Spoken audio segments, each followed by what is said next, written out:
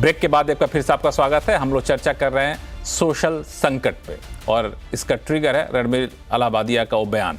Shaina NC, मैं आपसे पूछूंगा, चूंकि आप तो पॉलिसी मेकिंग एक्सरसाइज का भी एक बड़ा हिस्सा रही हैं, एंटरटेनमेंट इंडस्ट्री जुड़ी हुई है, कि ऐसे मामले में आपको लगता है कि डिजिटल कंटेंट के रेगुलेशन को और ज़्यादा सख्त किया जाना चाहिए ताकि इस तरह की चीज़ों पर कम से कम एक रोक तो लगे, भले ही एक। हाँ बोलिए। मैं यही बात कर रही थी। कौन बोल रहा था कि किसी को जेल भेजना, लेकिन डिजिटल कंटेंट जो लगता है बहुत सारे प्लेटफॉर्म्स पे, आज वो कोई भी सेंसरशिप के निमित्त नहीं आता है। आप कुछ भी डालो ओटीटी पे, कुछ भी डालो सोशल मीडिया पे, तो कहीं ना कहीं हमें ये भी सोचना है कि जो हम एक समाज में रहते हैं तो समाज के दायरे रहते हैं, हमेशा है। और भारत अलग देशों से बिल्कुल विदेश से बिल्कुल अलग है इस दृष्टि में। मेरा सिर्फ ये कहना है कि जो आप एक इतने बड़े रोल मॉडल हैं उसको एक सकारात्मक रूप से जोड़ दीजिए, या आप देखिए कि आप जब आपका पक्ष रख रहे हैं तो किस ढंग से आप लोगों को आपत्ति नहीं दे रहे हैं। इट कुड बी, मुझे पता है नसीर अब्दुल्ला जी ऐसे ऐसे बोल रहे हैं कि what are you talking, he is apologise, लेकिन you have to set examples in society. आप जिस समाज में रहते हो, जो आप सोसाइटी में एग्जाम्पल नहीं सेट करेंगे तो फिर कैसे आप आगे बढ़ेंगे। और मैं सिर्फ मैम को कहना चाहती हूँ कि जो आपने किसी के राय मत के ऊपर आप 10 ओपिनियन भी रखिए, कोई भी राजनीतिक मुद्दा हो, कोई भी अलग कोई भी इशू हो, भारत की विशेषता है अनेकता में एकता। और कौन नहीं बोल रहा है कि आप अपनी बातें रखें, freedom of expression, freedom of speech welcome by all examples and all limits, लेकिन यहाँ अश्लीलता, वल्गैरिटी की हद, और वो भी जहां आपको लगता है कि सिर्फ एक माफी मांगने से खत्म हुआ। मुझे लगता है कि जो लोग आक्रोशित हैं उनको भी एक सही एग्जाम्पल आप दे रहे हैं, और जो नहीं आक्रोशित हैं और जिनको लगता है कि हम भी ऐसे कर सकते हैं और हमें भी पब्लिसिटी मिलेंगे, फॉलोअर्स मिलेंगे, उनको भी एक मैसेज आप दे रहे हैं। बिल्कुल। मानवी, ये सवाल है कि आपके पास भी आऊँगा, चूंकि आपने मुद्दा उठाया था डिमांड सप्लाई गैप का, आपने मुद्दा उठाया कि व्यूज़ ज़्यादा मिलते हैं, लोग ज़्यादा देखते हैं तो हम लोग दिखाते हैं। तो ये इसके तो बहुत सारे लॉजिक हैं इसके एंटी में कि लोग तो बहुत कुछ देखना चाहेंगे, तो क्या हर कुछ दिखा देगा आदमी? क्या दुनिया में सबसे ज़्यादा देखे जाने वेबसाइट अश्लील वेबसाइट होते हैं, लेकिन सरकार ने रोक लगाया कि ये सामाजिक रूप से खतरनाक चीज़ें हैं। तो ऐसी चीज़ों को रोकने के लिए आपको लगता है कि कानून को अगर सख्त करते हैं तो लोगों में डर तो कम से कम कानून का होगा कि ऐसी चीजों से लोग बचेंगे, या फिर आपको लगता है कि कानून को छोड़ दीजिए, सेल्फ कंट्रोल रखिए इसको? मानवी।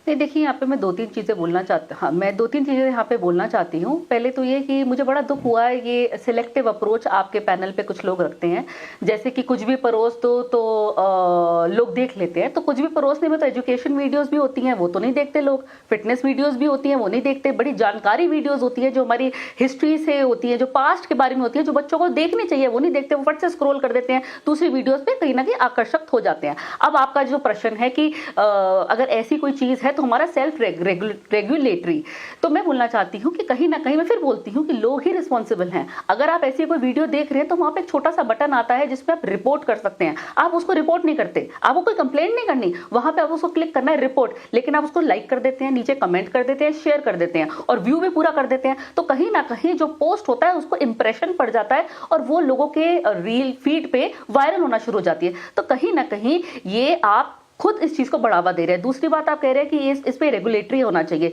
रेगुलेटरी की अगर मैं बात करूं तो हमारा जो भी सोशल मीडिया प्लेटफॉर्म है वहां पे आप कोई भी चीज अपलोड करते हो, एक ऑलरेडी फायरवॉल है, सिक्योरिटी सिस्टम है कि आप वहां पे कोई पोर्नोग्राफी नहीं डाल सकते, आप किसी भी धर्म की जो किसी की धर्म की भावनाएं आहट करे ऐसी कोई वीडियोज अपलोड नहीं कर सकते, आप कोई हेट स्पीच अपलोड नहीं कर सकते। अगर आपने अपलोड करने की कोशिश करी पहले तो वो आपको प्लेटफॉर्म अपलोड करने नहीं देगा, लेकिन अगर गलती से अपलोड हो गई तो वो आपको वीडियो को डिलीट कर देगा। अब मैं बोलना चाहती हूँ कि कहते हैं कि लोगों का खौफ है, तो क्या आप मुझे बताइए, खौफ होना चाहिए, खौफ होने की वजह से आप इनको अंदर डाल देंगे जेल में? मैं बिल्कुल भी नहीं बोलती, क्योंकि इन्होंने ऐसा कुछ नया नहीं किया। बड़े सारे ऐसे लोग हैं जो ये रील्स बनाते हैं, वीडियोस बनाते हैं और इतनी अश्लील वीडियोस बनाते हैं जो मैं आपके चैनल पे बयां भी नहीं कर सकती। तो अगर आप इनको उठा करके जेल में डालते हैं तो माफ करिए, मुझे लगता है जितने ये लोग बना रहे हैं और जितने लोग ये देख रहे हैं और कमेंट कर रहे हैं, तो सब 80% जो यूथ है उनको उठा करके आपको जेल में डालना पड़ेगा। और आखिरी बात मैं बोलना चाहती हूँ कि आप कहते हैं कोई कि जेल की बात नहीं कर रहे हैं, बोल रहे हैं कि स्क्रीनिंग ऑफ मैं बीच में नहीं बोली, मैं आखिरी बात बोलना चाहती हूँ, उसके बाद आप बोल सकती हैं। मैं आखिरी बात बोलूं फिर आप बोल दें कि नीतीश कुमार का जो बयान था जिसमें उन्होंने सेक्स एजुकेशन बताना चाहा, तमाम लोगों ने आपत्ति करा, तमाम लोगों ने उस पर आपत्ति जाहिर किया, लेकिन आप उस वक्त कहां थी? उस वक्त तो आपने कहा कि अरे ये इन्होंने क्या कर दिया। तो ये डूज एंड डोंट्स कौन बताएगा? जब सत्ता पक्ष के नेता कह देंगे करोड़ों की गर्लफ्रेंड, तो अब आप बताइए कहां पे ये लाइन आप ड्रॉ करेंगे कि क्या बोलना है क्या नहीं बोलना। आप किसी की माँ को जर्सी गाँव बोल देंगे तो कहां पे लाइन ड्रॉ कर रहे हैं क्या नहीं कर रहे हैं। तो कहीं ना कहीं मुझे लगता है कि आपको खुद भी सोचना चाहिए कि आप क्या बोल रहे हैं। दूसरे को जज करना बहुत आसान है, लेकिन आप खुद अपने गिरबान में झांक करके देखिए तो आपको खुद भी बहुत चेंज होने की जरूरत है। क्या मैं कुछ बोल सकती हूँ?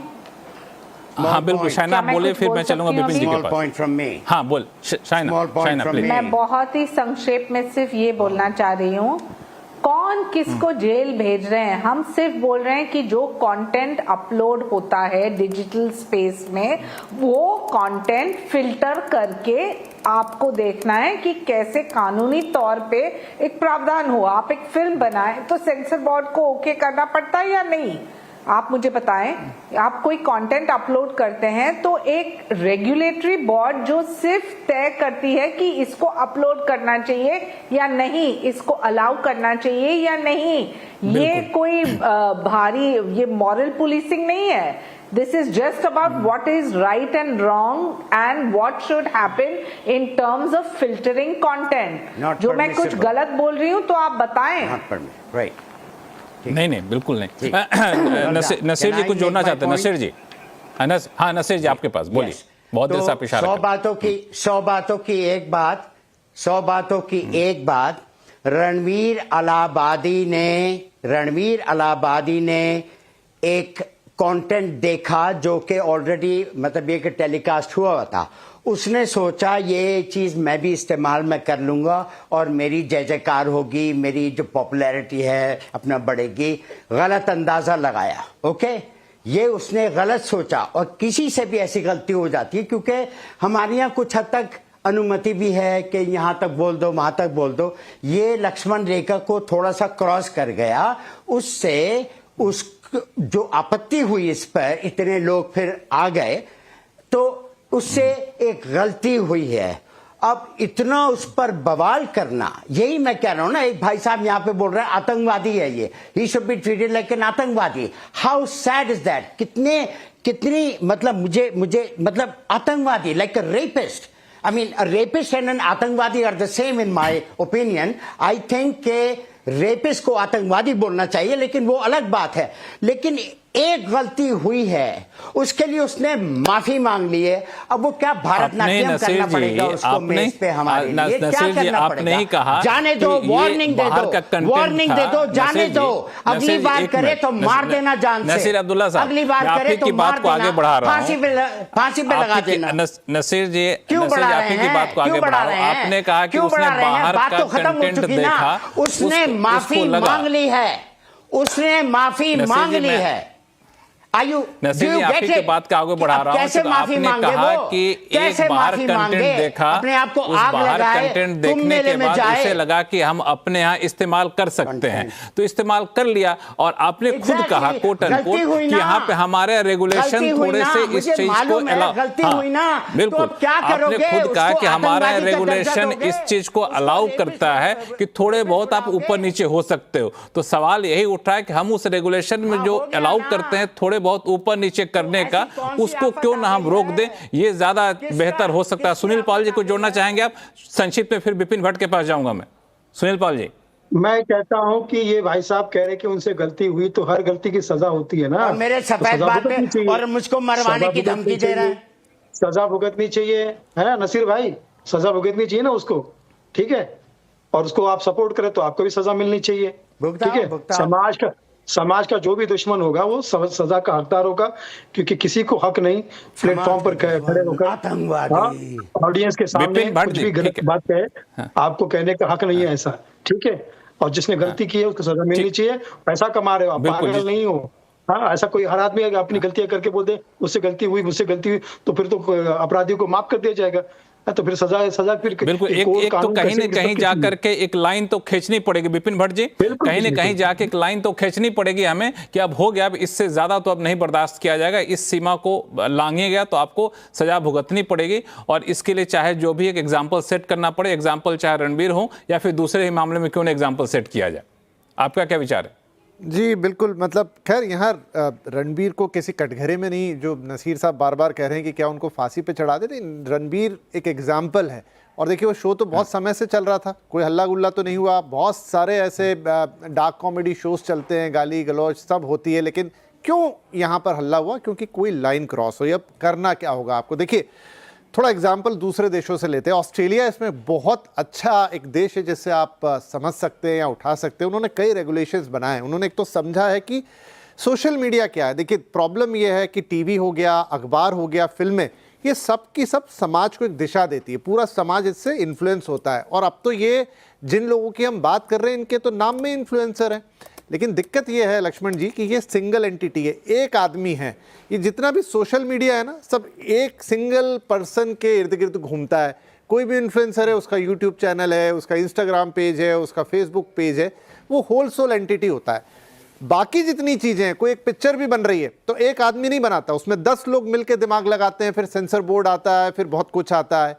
एक अखबार चल रहा है, एक टीवी चैनल चल रहा है, तो वहाँ पे पूरा एडिटोरियल बोर्ड होता है। इसको ऑस्ट्रेलिया ने बड़ा बखूबी समझा है। पहले तो उन्होंने 16 साल से कम उम्र के बच्चों को सोशल मीडिया से दूर बनाने का कानून बनाया। बड़ा ही सख्त कानून है जो वहाँ लागू हुआ, और सुन रहे हैं उसके अच्छे रिजल्ट भी आ रहे हैं। मतलब वो समझ रहे हैं कि सोशल मीडिया का समाज पे इम्पैक्ट कितना होता है, नंबर 1। नंबर 2, उन्होंने वहाँ के जो रेगुलर मीडिया है उनके मुकाबले जो गूगल है, मेटा है, इन कंपनियों को कहा है कि भाई आपको इस मीडिया को, जो आपका ट्रेडिशनल मीडिया, उसको पे करना पड़ेगा, बिकॉज कि आप बहुत सारी चीज़ें जो एक इतना खर्चा करके पूरा मीडिया का सेटअप हुआ है, वहाँ से आप सीधे सीधे उठाते हैं, पब्लिश करते हैं, अपने व्यूज़ कमाते हैं, पैसा कमाते हैं, फिर ये तो बड़ा अनजस्टिस हुआ। तो कहने का मतलब ये है कि वो समझ रहे हैं कि सोशल मीडिया जितना आसान हो गया है, जहाँ पर कोई अकाउंटेबिलिटी नहीं है, जहाँ पर कोई, जिसको आपको एक यूट्यूब पेज शुरू करना, आप आज रात से शुरू कर सकते हैं, अपना इंस्टाग्राम पेज बना सकते हैं, उस पर जो चाहे बोल सकते हैं, जो चाहे लिख सकते हैं। बिल्कुल, बहुत सारी चीजें। हालांकि विपिन जी, शो का समय चूंकि खत्म हो रहा है, लेकिन आप बड़ा इंटरेस्टिंग चीज बताई। हालांकि ये भी एक इत्तेफाक है या फिर कहें कोइंसिडेंस है कि ये जहां से कॉपी पेस्ट किया ना रणबीर ने, वो भी ऑस्ट्रेलिया का एक शो था, कॉमेडी शो, जहां से इन्होंने कॉपी पेस्ट किया था। लेकिन आप सभी मेहमानों का बहुत बहुत धन्यवाद हमारे शो में जुड़ने के लिए और अपने बहुत ही रचनात्मक सुझाव देने के लिए। और इसी के साथ आवाज अड्डा में फिलहाल इतना ही। देखते रहिए CNBC आवाज। नमस्कार।